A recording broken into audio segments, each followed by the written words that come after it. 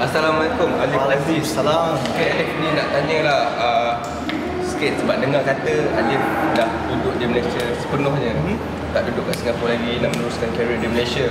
So, adakah ia benar ataupun tidak? Boleh Alif ceritakan sikit? Okey, sebenarnya memang hasrat Alif untuk berhijrah di Malaysia ni it only can happen this year sebab Alif baru habis perkhidmatan negara di Singapura 2 tahun. So right now I'm working on a permit basis lah. So Alif bawa naungan Sony Music Entertainment. So Sony Music dah bereskan permit Alif untuk every 3 months. Bermaksud tiap-tiap 3 bulan Alif akan go back to Singapore. So, so dengan kata juga Alif berminat untuk meletakkan warga negara Singapura dan berhijrah menjadi warga negara Malaysia. Adakah ia benar atau tidak? Itu that is a very subjective question. Yes. Sebab Alif tetap anak dati Singapura. That's where tanah tumpah darah Alif.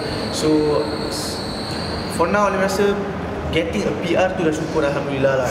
Sebab Alif belum tahu lagi how my career is gonna be. So pelan-pelan lah, we'll see how it goes lah.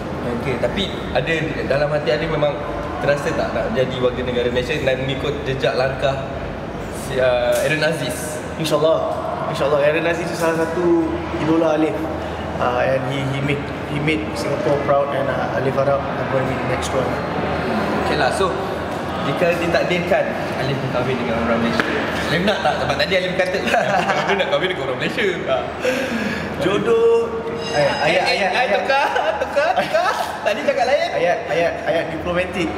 Jodoh di tangan Tuhan. Kalau Alif punya jodoh kat sini, Alif terima. Okey lah, so seperti mana kalau diberikan warga negara Malaysia pun Alif terima, dapat Berkahwin orang sini pun Alif terima.